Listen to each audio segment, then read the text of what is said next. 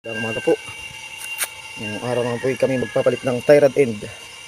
Yan, pag ganito na po ang inyong kalog na, lumusot na, malapit na po yan sa disgrasya pag yan na ganyang ganyang kalog na. Yan, po dapat po pinapalitan na.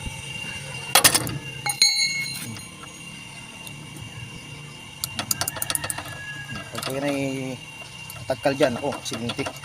Kaya mas magaling po yung mas maagap, madaling palitan na. Palit muna po tayo at pabiyahe. Ayan, tayo po magpapalit ngayon ng tie rod. Ito lang po, para tayo din ng panibagong align. Sukatin nyo lang ng metro. Ayan, 136 cm.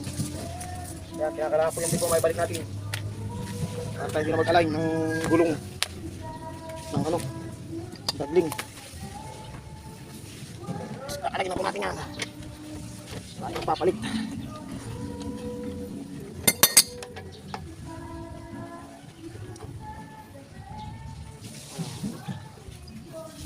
Kaya lang po tayo laging pasigurado at ito'y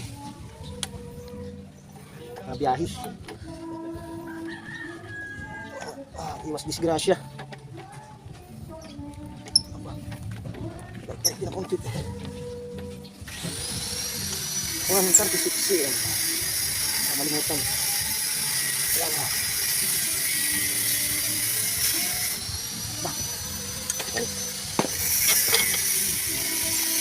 Ganito natin ang grabe.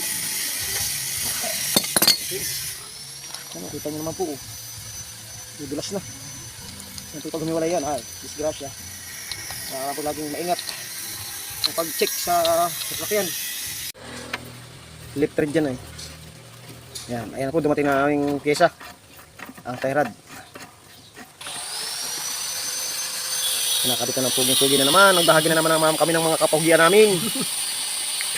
Puging-pugi kami noong unang panahon. Hindi pa uso ng tao. Laging uso na. Ay, umuso ng tao. Wala na, laos na. Mukha na kami baluga ngayon.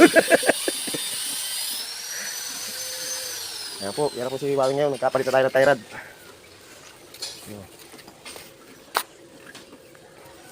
Yan. Tayo ay pinadala na Chong ng tie rod. Thank you, Chong. Nagit may nagpapautang ng pyesa.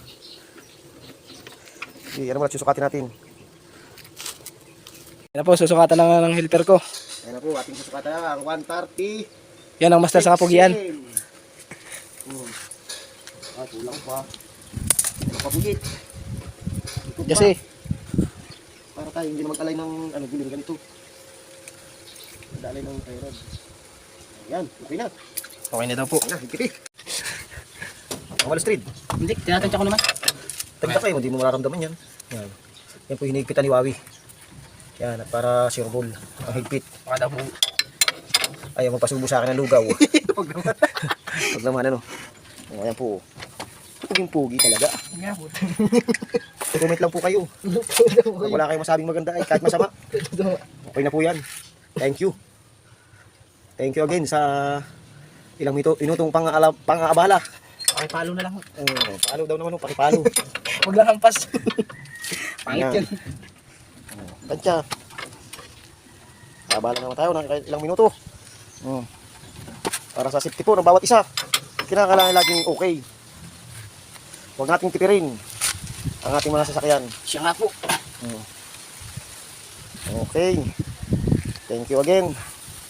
And bye-bye. Bye-bye.